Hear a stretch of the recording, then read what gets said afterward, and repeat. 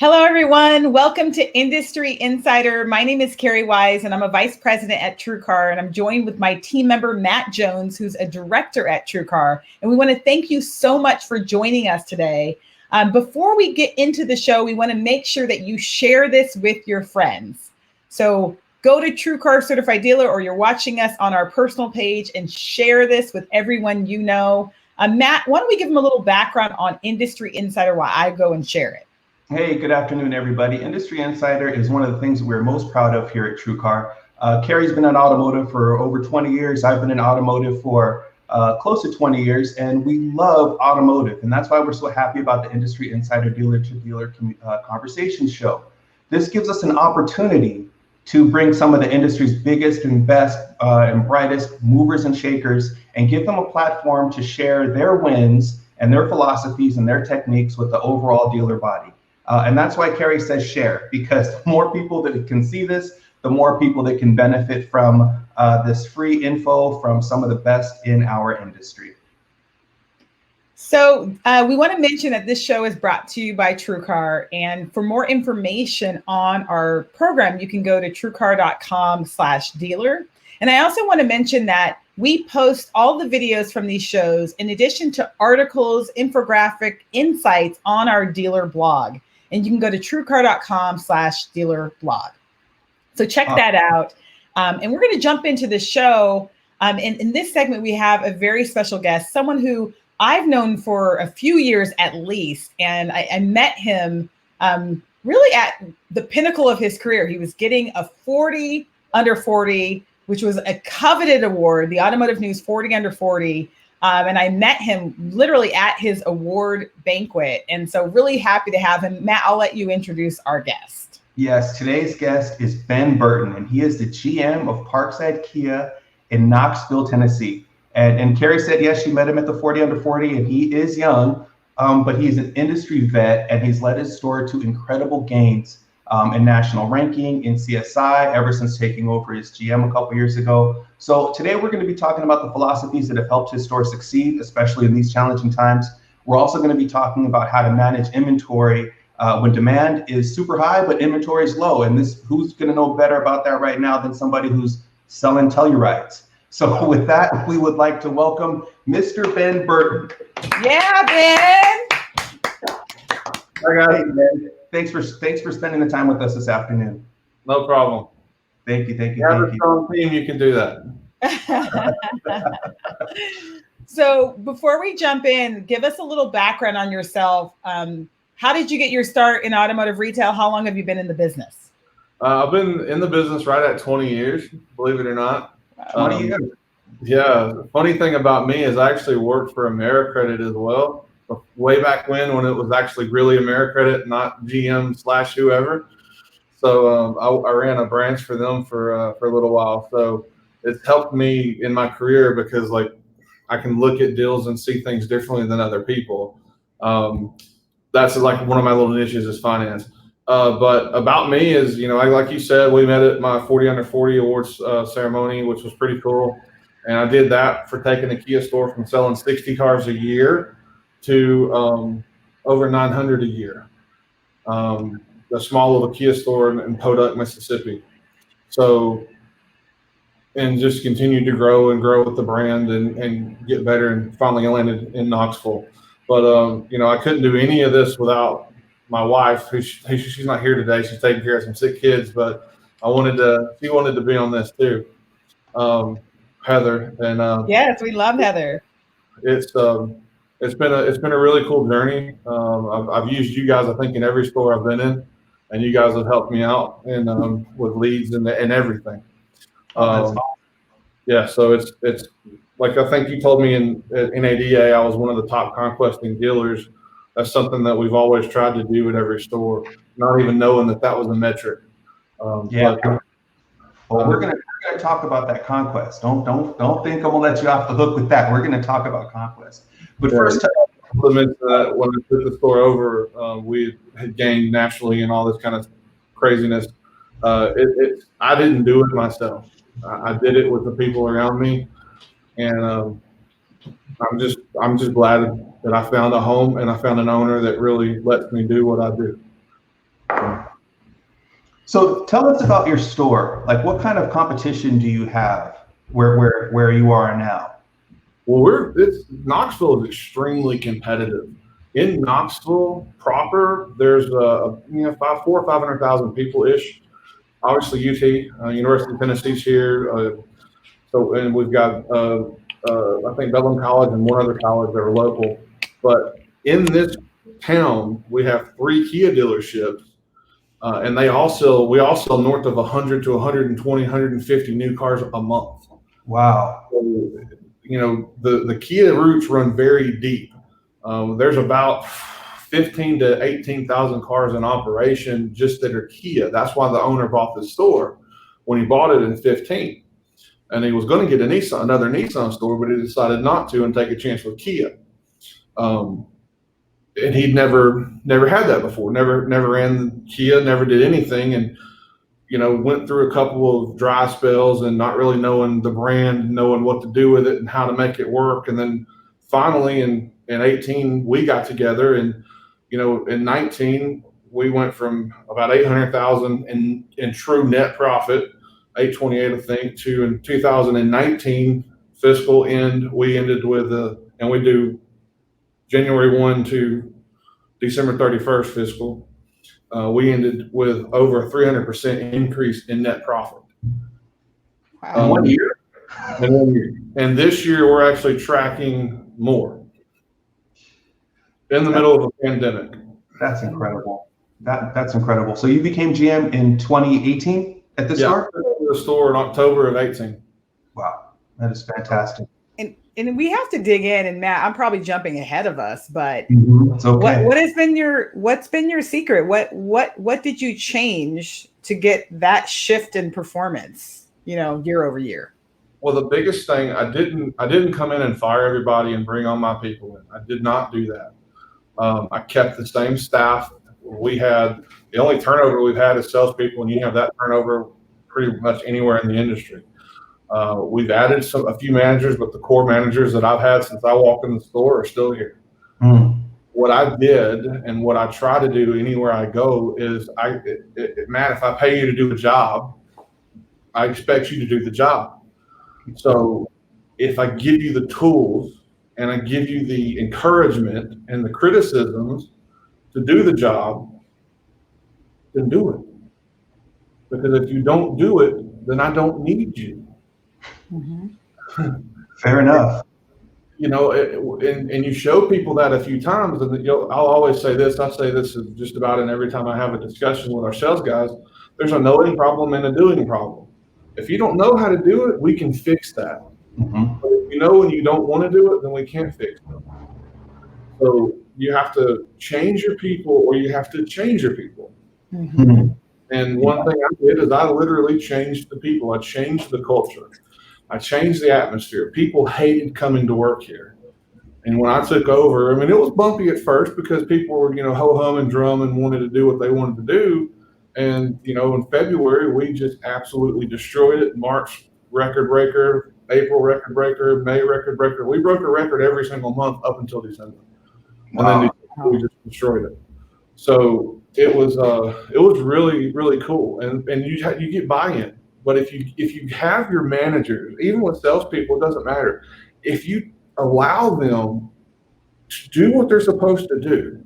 Now, I'm not saying you have a sales manager that you say, hey, you should know finance, so go do finance. I'm not saying that. But what I am saying is, if you have a sales manager, allow him to be that person. Allow him to be that sales manager. Allow him to be that leader with his people. Don't criticize or interject with them. If you want to criticize them, that's fine, and that's expected. But you do it either away from the other people, or you do it in a manager's meeting, and you discuss and you say, "Hey, look, why did you do that? This is what I think you should have done, and let's figure out how to get to on the same page." And for the most part, that's worked. Obviously we're all like big brothers and are like brothers here and sisters. So we're going to get squabbles, but I've had grown men come up to me crying because they've never made this kind of income ever. And they've been in the business for 10, 15, 12, 20 years. I've had people come up to me and just saying, you know, that they can't believe the impact that I've made on the store in such a short amount of time, just by being. I mean, you guys know me. I'm a goofball. Mm-hmm. I mean, I'm serious when I need to be. When you make me mad, I'm going to be very serious. But for the most part, I want to have fun. I mean, we're together 12, 14, 18 hours sometimes. I want to hang out and have fun. I mean, we're all like a family, and I figured if I'm going to do that, I learned from the people that manage me. The people that manage me the best way allowed me to do my job. If they're very good at this, then dang well, let them do it. So yeah, so it seems like you have like that perfect balance of, you know, a heavy hand when you need to, or holding them accountable, making sure they understand they got to deliver, but also, you know, coaching them, you know, guiding them so that if they don't know something, you're going to help them. I'm not perfect. I mean, yeah. I call my people that I know in the industry all the time and ask them. And the other thing that you'll notice about me is we can have the best month in the world and I'll still think it was horrible. You're satisfied. No, I'm never satisfied. I manage myself by statistics, and I manage the other people and you know, maybe I'm not supposed to say this, but I do. But I manage it by their happiness, and I manage it by how much money they give their families. Mm-hmm. So, no, that's good. That's a fantastic, man. You know what stuck out is, you know, for people who've been in the industry, I loved it when you started off and you said, I didn't just come in firing everybody, because, you know, that's what GMs sometimes do. They come in and bring their own team. I think it also lends to how impactful the idea of changing like an environment can be, because you're using the same tools that are already in place. And unfortunately, they just weren't having the same success with some changes, you know, just altered it. So it wasn't necessarily like, you know, bring in a whole bunch of new people, use what I've got, but just use them more effectively and allow them. The idea of empowerment is important. How was that panned out for you? Like, you know, this idea of empowerment and letting people run and do their job. I mean, we've had some very challenging times the past few months. I think it doesn't matter where you are in the country, we've been challenged. So how is that? It's kind of been, it's been good and bad. And I say bad because I feel like I don't do a lot sometimes. I mean, for instance, we talked when I was sick. I mean, I was laid up just fresh out of surgery for 3 weeks right at my birthday, and I didn't worry. You know, me 5 years ago, I would have been, okay, doctor, we're done, sew me up, let me go. And I didn't worry. I had an owner that backed me no matter what. I had a controller that backed me no matter what. I had a sales staff that knew that they needed to pull it out just for them more than me. And I had a management team that knew what needed to happen. And did they call me? Of course. Was I cognizant? Sometimes. But, you know, they knew what they needed to do, because I don't sit there and make them 20 question themselves about everything. Am I going to question somebody on something that I think should have went a different way? Absolutely. I'm not saying here are the keys to the castle and do what you want with it. But what I am saying is the door's right there, go open it. And you know, when they make a wrong decision, you know, let them get out of it or try to fix it. Right on. Absolutely. Absolutely. What does your training look like for the folks in your store? You know, I mean, you talk about empowerment. You know, how do you train them? What does that look like? With my salespeople and some product specialists, I want them, all they focus on for the first basically 2 months is the cars. I want them to know everything there is to know about the vehicles. I should not be able to walk up and stump them, because I don't know everything there is, but if I come up with some oddball question, they should know it. And we do extensive training on product knowledge. My sales managers go over, you know, how basically the road to the sale. But something that we've done here, we kind of made it foolproof, where, you know, whether you've been in the business for 5 years or 5 months, we basically, you know, okay, everybody's got 10 steps to the sale. Well, here we kind of do like a 1-2 stop methodology. And if it's somebody that isn't going to conform, because I manage my people and I manage my customers on a bell curve. You've got 10% that aren't going to do anything you ask, 10% that will do whatever you ask, and we go for the 80. You know, you want to go for the meat and potatoes. And the meat and potatoes people want to be led. You know, they don't want to spend 3 hours outside walking around looking at cars, ho-hum, humdrum. What can I do? I don't know what I'm looking for. You know, well, just let me know. You know, I'll be up front when you need me. So we train them on how to get them in the door and get management involved. Mm-hmm. And we train them to sit them down and get them interested in knowing, letting them know that we're there to help them and guide them in the process, not simply there to, you know, tell them they need to buy a Sorrento when they want a Forte or whatever the case may be. Right, right. So very consultative, very very a team effort for buying. Right. Yeah. So it blows my mind when I go in stores and go to places where they take an approach of, well, you can't afford that. I need to see your credit. I need to see this, and they're, you know, prejudging people and that kind of thing. And because they drive up in a 85 Chevy Silverado, which is my vehicle, by the way. You don't know the story. You don't know the situation. You don't know what's going on. So why do that? Bring them inside. Ask them those questions. Mm-hmm. Get the report. Figure out what's going on. We have, I mean, I don't have it with me, but it's a full page of situational questions that we ask them, and we treat it like a volley. And we're not sitting there like, where'd you finance your last car? Who is it? Well, did you pay them on time? It's not like that. It's not an interrogation. It's a conversation. Mm-hmm. And that's what we teach on. And every Saturday we have a almost an hour-long meeting on that, as well as training on products and things like that. And then the sales managers do training throughout the week. And I train with them basically on the fly with my management team. Mm-hmm. If I see something they need help on right then we do it. I mean, why not fix the problem now versus fixing it 2 weeks from now when you forgot what you're going to say then? Does that make sense? True.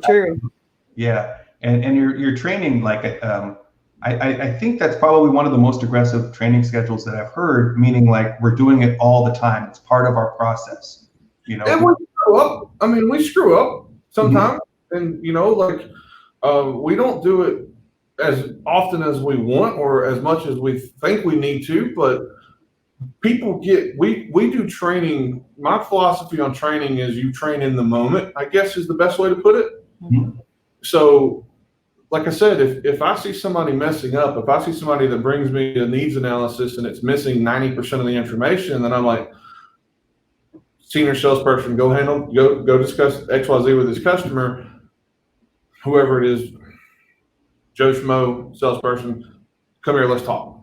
Mm. Go through it with them and figure out, like, look, what when you said this, what did they say? Because our business is never a checkers match. It's a chess game. We have to play chess with every customer. And if you're thinking one move ahead, you lost, because they've 90% of the time researched and know more and have done all this stuff. And they think they're 15 moves ahead of you, where you're setting up the checkmate. And my guys can't understand that, because they'll do a pencil or a presentation with a customer. They hate it about me. And I'll be like, show me the pencil. And they'll show it to me. And I'll be like, okay, they're going to come back at this. No. Yep. They come back and like, how'd you know? I said, okay, hit them here. No, they'll never do that. Just do it. Hit them there. And then I'll go ahead and I'll have the deal put in where they're going to close them at. And they'll be like, holy smokes. it's, you know, it's checker. I mean, I'm sorry, it's chess. You always want to be ahead and think. It's almost like a three-dimensional chessboard, because you don't know where you're going to, which piece you're going to move to go where. But you can't think of this industry like checkers. If you're a salesperson and you're watching this and you think that, well, if I got the car pulled up, I'm going to sell the car. If I got this pulled up, I'm going to sell the car. No, you can't be like that. You have to think about, when I sell this car, who am I going to ask for a referral from? When I sell this business, this car, when am I going to ask them for the next business, next car sale? What businesses do they know? You know, when aspiring finance guys, figure out how to talk about that kind of stuff with people. You know, and I don't know. No, you got a fan, Josh Welsh. He says, I've been in the industry for 9 years. Thanks for recognizing that Ben is the best at his job. Great job, boss. He is speaking the truth. Do you work with Josh? Yeah, he's one of my top sales guys. Nice. We stole him from the competition.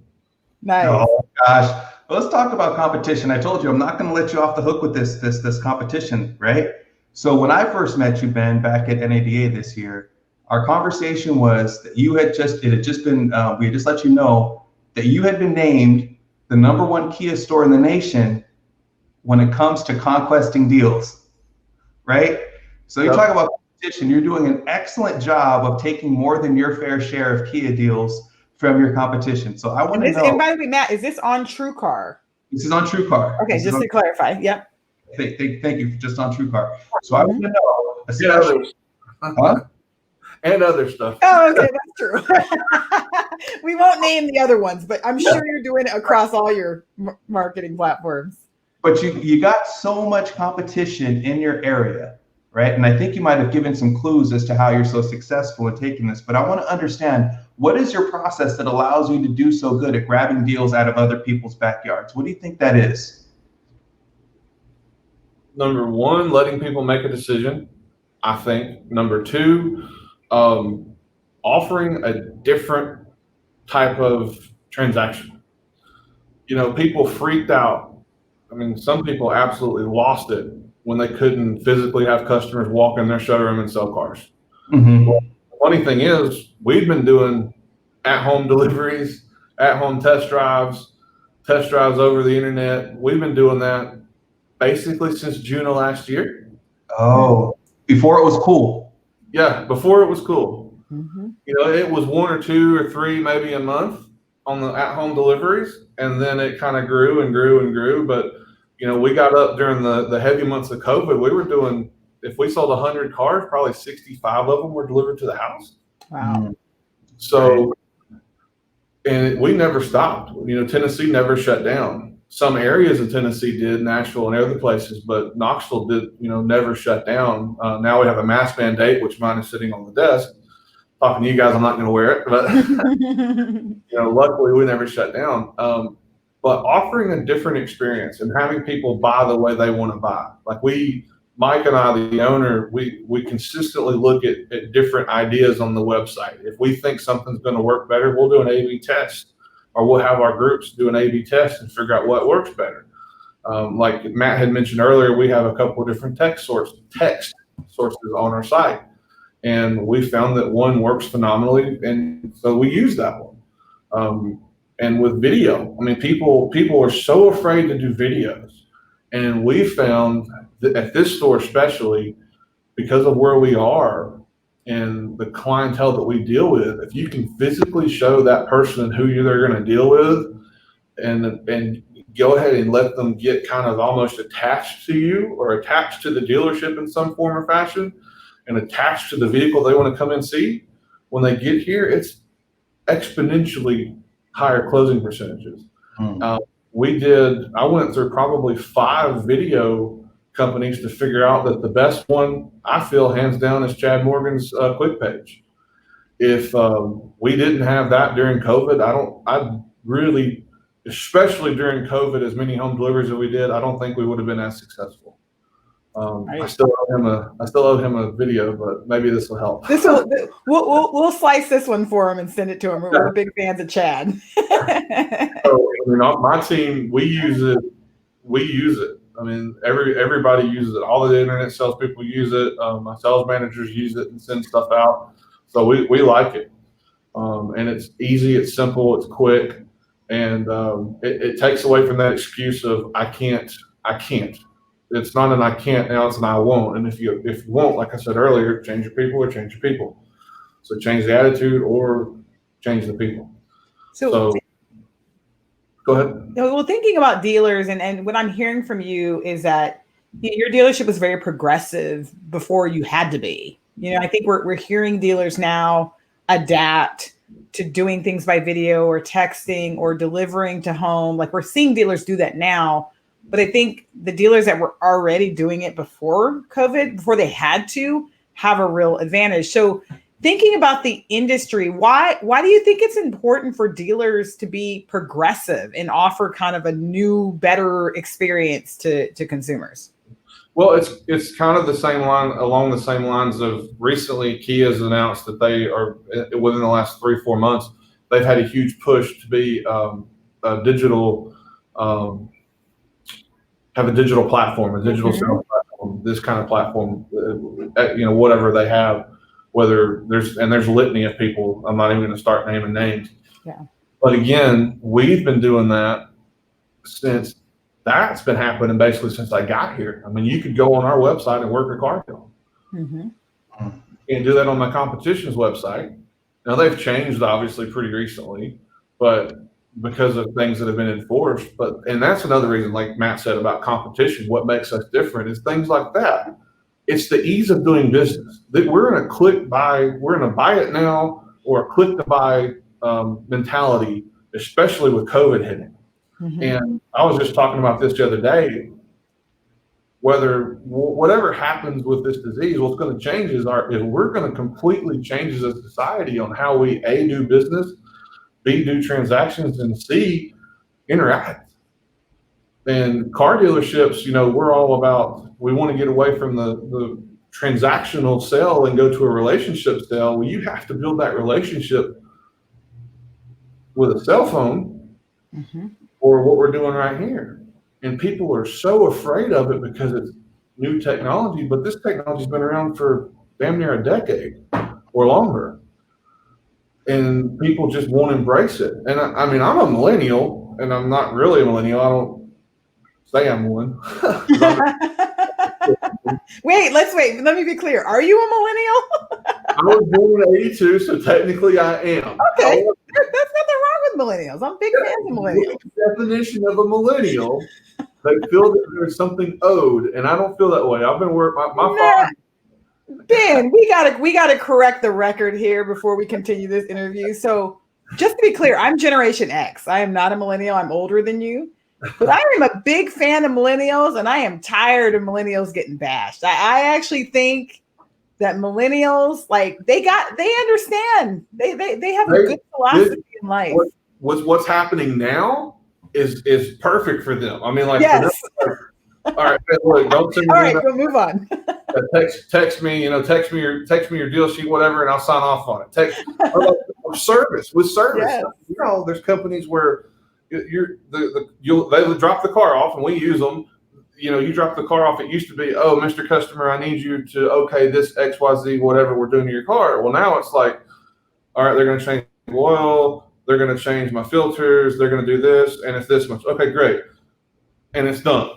Yeah. I mean, the customer signs off on it. They pay on their phone. It's done. They pick up their keys in their car or however they want to pick them up, and they don't even come in the dealerships. Yeah. So what's happening is the country's being millennialized. Yes. The millennials are saying, "How you like me now?" Right? Yeah. Like, yeah.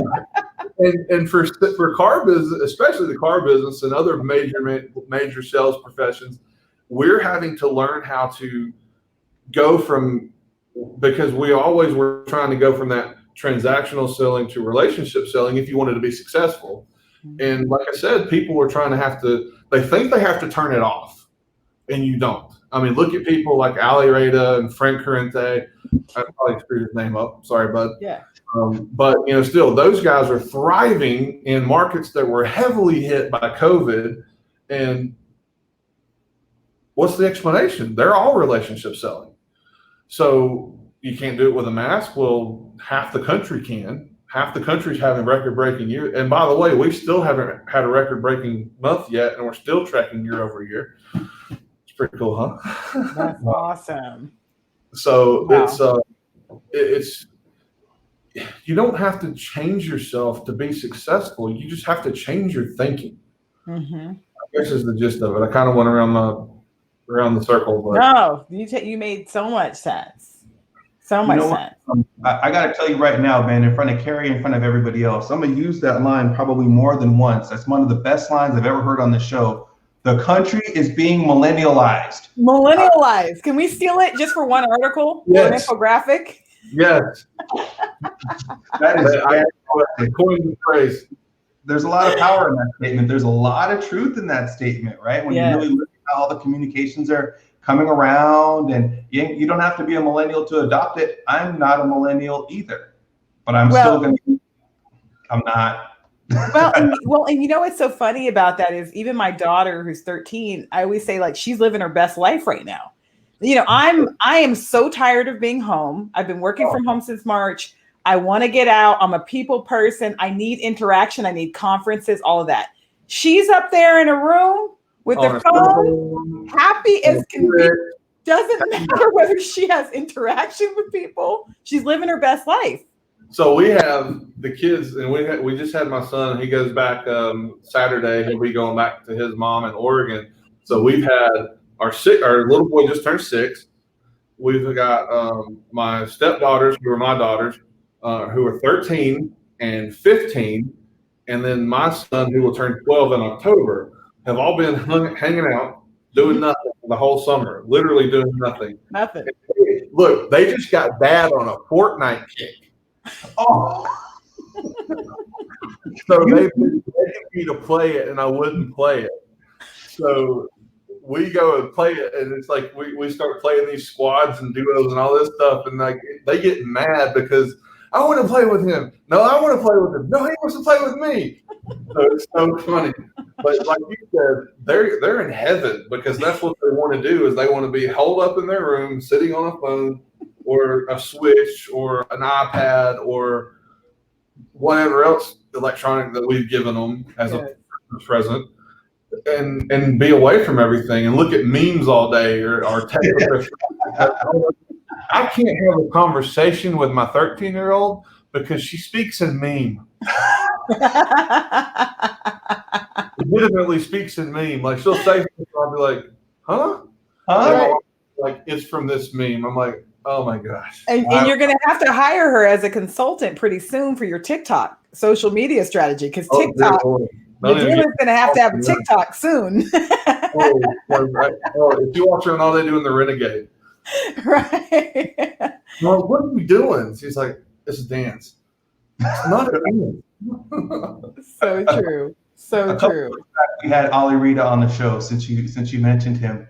And one of the things he said is that in this pandemic, there are going to be superstars born. He's like, he said something to the effect. He did say that. He said he thought that there was going to be somebody who comes out of this or some bodies who come out of this environment and actually supersede where he is as far as a salesperson, because they're going to be more creative in communicating with people. They're going to be more open in communicating with people, and they're going to use relationship selling. So there are a lot of opportunities in here, but just like Carrie said earlier, it's great for people like you who jumped on early, right? You know, who are already doing the at-home deliveries, who are already doing remote. So what do you think, like do you think these things are going to stay, right? They're not going to go away? They're not going to go away. I mean, you think about Amazon. Oh my God, Amazon will never go anywhere. Really? They started selling books, and then they started selling doodads, and now they're the biggest retailer in the world. Yeah. So it's definitely going to. And Ben, Amazon, I love the example of Amazon because, you know, a lot of times when new things come out, they're not always profitable, you know, right. New technologies, things like that. And you'll hear everybody say, well, that's not going to work. They're not making any profit. They're not making any profit. Well, if I recall, Amazon didn't make profit for like their first 9 or 10 years. Yeah, they were deficit in the red. Exactly. But they created a business model and changed the way consumers thought about buying things, and then they were ahead of the curve. Yep. And you know, I don't think people in the car business, people always like, oh my God, Carvana, Vroom, all those guys, they'll never last. They can't do it. They're losing too much money. Well, here's the thing. Why do they have to do it? And that was the approach. That's why we started doing it. That's why we changed the way we did business to be like, well, if a customer calls us from Nashville and they're talking to us versus the 7 or 8 dealerships that are within the Nashville proper area, I'm like, they will make you go buy the car, but I'll deliver it and you'll do business with me. Yeah, okay, done. It's 3 hours, big deal. Right. You know, like what does Carvana or CarMax or all the other big giant guys have that we don't have? And it's just a simple fact of they thought about it before we did. but imitation is the biggest form of flattery. So why not start imitating them and be productive? And, you know, yeah, you're going to have some, like, you know, we've talked about this in the past, but you're going to have some people that don't get it, don't buy into it, don't want to do it. Great. Let them do what they want to do. But when you have the people that want to buy into it and do it, and do start selling 10 or 12 cars a month all across the country, or like, you know, Davenport, he ships Corvettes all over the country and things like that. That's what this is for. These guys like that, guys like, I'm not one of those guys yet, but guys like me, we said that there's no reason that we can't be competitive in that kind of market. And it was something that I had to wrestle with, because I was like, oh, these guys are just going to go out of business. It's retarded. They're never going to do this. And then, you know, especially right now with the used car market and the boom that's going on with that, you've got the same guys I just mentioned, the companies that will, you say a car's worth 10, they say it's worth 15. Because they know they can turn around and sell it to their niche of consumers for 17. And somebody will buy it, where we have to sit there and hunt and beg and scrape and figure out what to do with the car. And again, another feather in the cap, but we've made more money in wholesale profit this year than I think the store's ever made in its entire career.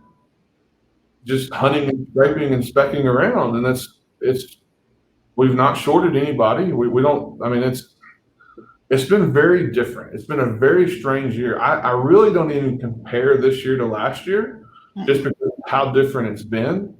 But again, like I said, talking in statistics, everything's up, but nothing makes sense. Yeah, but this will be our new normal, I think. You know, I mean, maybe we'll return back to what we used to know, but I think a lot of things will remain the same. This might be our new normal. Yeah. Like flying, my, you know, like I said, we're going to take my little boy to the airport, and he flew by himself for the first time during this. And he was scared to death just because of everything he had read and seen. And then he got on the plane, and the crew was absolutely amazing. I'm going to do a little shout out to Delta. They were phenomenal. My name on Tennessee, your name it's like your last name and then your first name. So they thought my name wasn't my name. So they refused to let me pick up my son at the airport, and I had to get to a supervisor and be like, that's my first name, that's my last name. And she looked at it and she's like,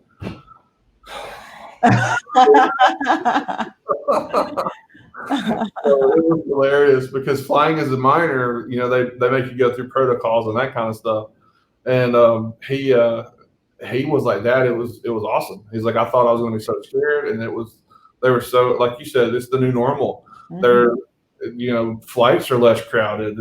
A few places you see pictures in there like everybody's in there, but I mean, heck, his plane, I think they only sold like 20 seats, and it was direct from Seattle to Atlanta. I'm sorry, Portland to Atlanta.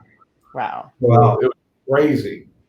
But everything's different. I want to touch on something. You said something that I want to follow up with, though. You talked about wholesale and used cars. And here at TrueCar, we're seeing more used car traffic than we ever have. And so, and I think you mentioned that you're seeing an uptick in your wholesale stuff too, but how are you sourcing your cars? I look at every non-conventional source you can think of. I look at, I got guys that look at Facebook. I've got guys that look at, Josh just went in here and showed me his phone. I got guys that go to Facebook and look for cars. If it's something that makes sense, we're using the ICO stuff. If that makes sense, we use the little profit time schedule, which I know there's some people that absolutely hate that, but for us, it's work. And if the car says it's going to make money, then, you know, we pick it up, even if we are heavy in it, or we keep it even if we're heavy in it, per the book guidelines, because they haven't caught up with it yet. So we realistically, we're a very, very new car centered store. My thing is, if you come to my store, I really would rather see you leave in a Kia. our tagline is "See you in a Kia." See you in a Kia. Well, so let's talk about See you in a Kia. Not too long ago, we saw a really awesome article on CNN that featured you. So we're going to pull that up a little bit because we want to talk about how you're getting people to see you in a Kia. Carrie, do you have that article by chance? Yeah, let me see if I can pull it up here for a second. And I was on my screen I here. don't remember what it was. So let's see. Can you guys, hopefully you can see my screen. Sorry, it's taking me a second. All right, is that it?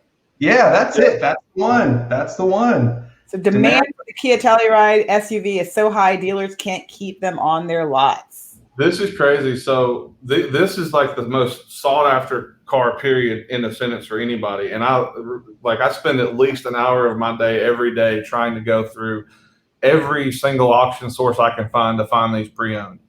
Pre-owned with miles in the low 20s, these things are going for more than sticker. Wow. Wait, say that again. Say that again, Ben. Pre-owned with miles in the low 20s, they still sell for over sticker. Wow. Dealerships will pay over sticker for them. And that's the sale price at auction.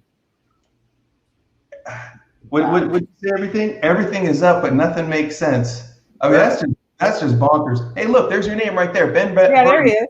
It says Ben Burton, general manager at Parkside Kia in Knoxville, said he already has a buyer lined up for each Telluride he expects to get from now through September. Yeah, we just got some more allocated. So I think I have about 12 or 15 that are open.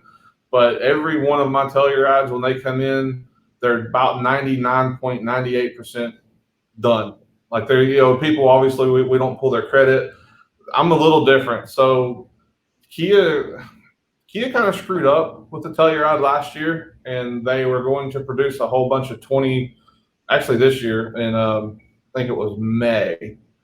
Yeah, they're going to produce a whole bunch of 2020s, and they ended up having to flip them to 2021s. And we had a whole bunch of these cars coming, probably close to 40. And we had a couple people that had deposits. And when you're having to make that phone call on a car that somebody's already had to wait a month, 2 months to get, and then say, hey, listen, we don't know when we're going to get it, that wasn't cool. I mean, I didn't like making that phone call. And maybe people think I'm an idiot for doing this, but when I say pre-sold, I mean I've got the laundry list of people, and the minute I pick up the phone, they'll chase the truck down in the driveway to look at it and say, yep, I want that one. Oh. So, I mean, it's crazy. Like, I think the longest we've had a Telluride sit on our lot is 14 days. Wow. Fast. And so how are you managing customer expectations when it's not available, or when they have to wait? How do you manage that? When we didn't have any, I've luckily found 2 pre-owned ones and actually negotiated a phenomenal deal to get them, but you just have to tell them what it is. And for the most part, if people have been following the car, they know that it's extremely high demand, and they know that when one gets here, they've got maybe a 72-hour window to pull the trigger. And this car it's one of the cars to where, like, speccing it out doesn't happen. It's what it's what Kia says you can have. When they produce it, you get an idea. Like, you can say, oh, I like this color with this trim when you order yours for however long they want to come. But if it comes with a different trim or a different package or a different whatever, then hey, look, that's what you got. And Kia knows that too. But you have to be upfront with people. And I see people making a mistake, especially salespeople, where the easiest answer is typically true. So wait a minute, say that again. The easiest answer is typically the truth. That's good. I like that quote. So why would you want to come up with some elaborate, there was a earthquake in Zimbabwe that caused the leather for the blah. Why? What? Dude, there was a COVID outbreak, or there was this, or there was, especially right now. I mean, who knows what could be? And we simply don't have the cars, and luckily we've steadily been getting them in. But when we didn't have the cars, it was, hey guys, it's the hottest car on the market. When I have one on my lot, I probably have 15 people wanting to look at it. Do you want to put your name on? Yes. Okay, great. Let's do the deal. And that's what it is. Be upfront and honest with people. And if they can't appreciate that, then you don't want them as customers, because a car deal is like a relationship. It's like a marriage. And some people you simply don't want to be married to.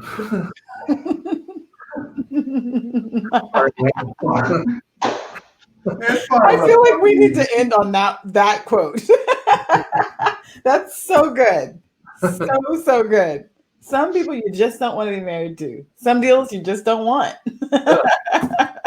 If you're going to lose 10 grand for the car, and that's going to be the one that they're still going to say you shafted them, then, and you know it. In your heart of hearts that's what's going to happen. Just don't do the deal. There's no point in it.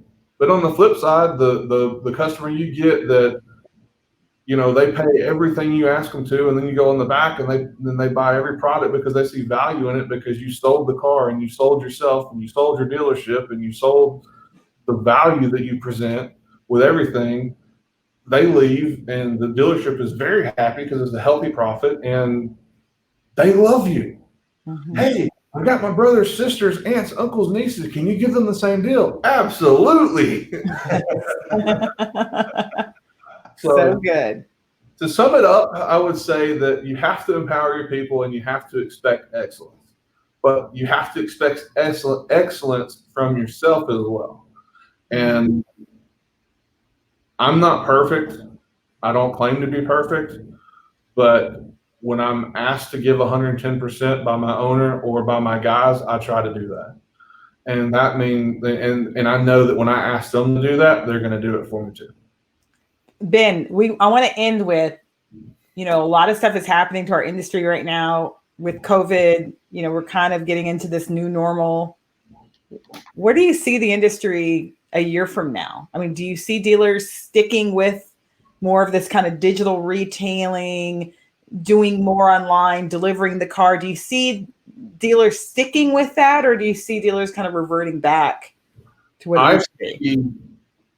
I see what Matt said earlier with Allie. I see a couple of guys at particular dealerships doing extremely well with it, and those guys selling 30, 40, 50 cars a month because they're willing to go the extra mile versus the other people. So you're going to have guys that are going to sell as much as their store within their store is what I think is going to happen. And then you're going to have stores like us and like big guys in Florida and some other off-brand. Brad Wise runs a phenomenal operation in Furman where they've done things like this too, and they're going to take off, and it's going to get bigger for them because they've adapted it and they've made it part of their process and they made it part of their culture. So the places that make it part of who they are, it's going to be awesome. The places that are like, oh, I can't believe we have to sign up for this stupid product. Oh, it's just retarded. They're either going to die or their business is just going to go away.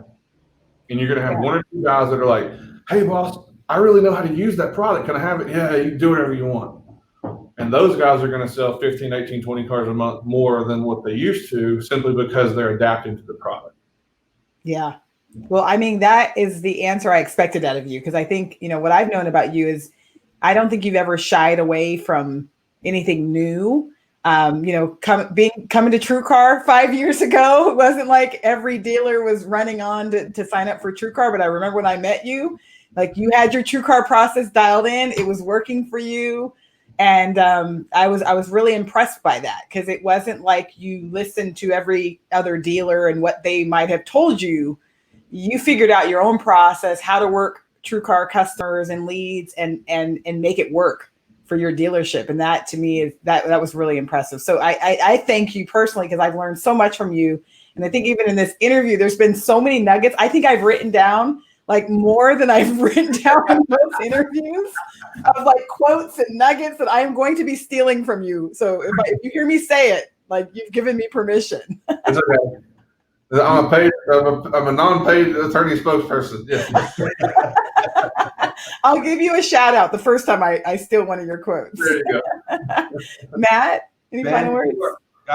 You are absolutely fantastic. I mean, you had some serious drops of nuggets in here, and I really love your the two things that I really like is when you talked about coming into the store and changing your people. Either change your people or change your people. That's what it comes down to, right? It's not always this crazy stuff. It's what's happening on up here. And what I said about selling flying, it's usually the most common answer is the most simplest answer is what needs to change or what needs to happen. And guys are like, well, no, we have to do something else. Like, no, you don't. Just do that. Yes, that's simple. And typically the truth is the easiest. That changed my life. 43 years old. You're becoming more change your life.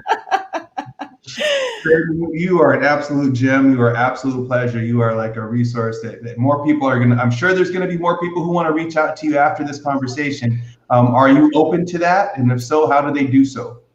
The easiest way to get me is probably, that's another thing we wanted to talk about too, how to contact people nowadays. Yes. Do me a favor, open your phone. How many unread text messages do you have versus how many emails and everything else do you have? All right, ready? I have 2 unread text messages. I have almost 14,000 unread emails. Yeah, right? Across all of my different emails. Exactly. Right, okay. So my work email is checked religiously. I just got 3 text messages, obviously. Now that I say something, they're going to pop up. I had 3 unread text messages during this whole conversation, but I have the phone calls. I don't even have voicemail set up. Don't leave me a voicemail. No need. My mail, I have about 7,000, 12, 15, 14, 16,000 unread emails. Doing all the accounts. So the best way to get in touch with me is going to be text. Yes. If you want to ask a question, text me or go to Facebook Messenger, because none of those are ever left unread because you don't know what it is. You're like, oh, is this spam? It's so true. All right, so we'll say Facebook Messenger, and then that might be the easiest. Yeah, probably. Just look me up. I'm the only Ben. It's me and my wife and the jet at the beginning of my profile portrait. It's I forgot his first name. Who's the sports guy? The jet. What's his name? Oh shoot, I don't know. Johnny the Jet? No. I know you're talking about, but I can't think of him right now. Football player? You're talking about football player, right? Basketball player. Not Johnny. He was a basketball player. I can't. I can't. I know his name was the Jet. He was really fast. Yeah. All right, so reach out to Ben on Facebook. Kenny Smith, ESPN. Sorry, or TNT. Yeah. Kenny Smith. There you go. All right. Well, thank you, Ben. I'm sure a lot of people are going to be reaching out to you. Sean said this was a fantastic convo. Thank you. So you got a lot out of it. If you want to watch this interview, it's going to be on the TrueCar Dealer blog. I'll just put that up again for those who want to watch it. And we'll have some snippets from this interview as well. Reach out to Ben on Facebook. Thank you so much, Ben. We'll talk to you soon. Thanks, guys. All right. Thanks. All right, Matt, that was another great interview. I've just always warmed to Ben. I don't know what it is. I think it was the first time I met him at the 40 and under 40. He just has a genuineness. And by the way, his wife, Heather, is amazing too. Like they're both amazing, but just genuine, I like when someone's a superstar, but they don't flex their muscles. You know what I'm saying? Yeah. They just get it done. They don't have to talk and brag and he doesn't do all that. He just executes. And that's my type of person. Yeah, he's great. When I first met him, I was like, hey man, you're a really good dude. Why are you surprised these days, right? That someone's a good person. Like, isn't that sad? Yeah, I was like, no, man, I want to be friends with you, man. I like you. Remember you told me that, and remember I claimed him. I was like, Yeah, well, me and Ben are already friends. I mean, yeah, we go back real. Like I've sent him swag. He's invited me over his house. Like I totally took your thunder when you wanted to be his friend. I didn't know that's a super good dude, but there's a lot of great learnings from there. And he's almost like everything that he's saying with these nuggets, the country's being millennialized. And he's like, yeah, I stole some stuff. A walking clip, Yeah, we're not playing checkers. We're playing chess. Now, here's my only problem with that quote is I have to admit, I've never played chess. I've only played checkers. So all I could think about was, I can't apply that quote. I don't know what he's talking about, and I don't want to ask. Well, I'll tell you what, I have played chess. And when you play chess with somebody who's better than you and you lose, you feel a lot worse than when you play checkers and when you lose, because you don't see it coming. You're like, you're looking to your left, and all of a sudden you get hit from your right, and you're like, I didn't even know that you were there, right? Because you're planning yourself so far ahead. So okay, I got it now. I get the lesson. I got the lesson. Right. The one thing that he said that I absolutely loved was because it seems to be completely perfect for this time right now. Yes. Everything is up, but nothing makes sense. Yeah, he didn't even try to answer it. He didn't even try to figure it out. It was just like he was okay with that. And then mine is the easiest answer is typically the truth. He had to repeat that because I was like, did he just say that? The easiest answer is typically the truth. Yes. That a general manager of a dealership said the easiest answer is typically the truth. Put that on the wall. Put that on the wall. I think that's going to be on my board next time. Anyways, we better go. We're almost at an hour. Thank you for everybody who has listened. We'll be back next Tuesday for our next Industry Insider. Thank you so much, Ben, for being on the show, and we'll see everybody next week. See you next week.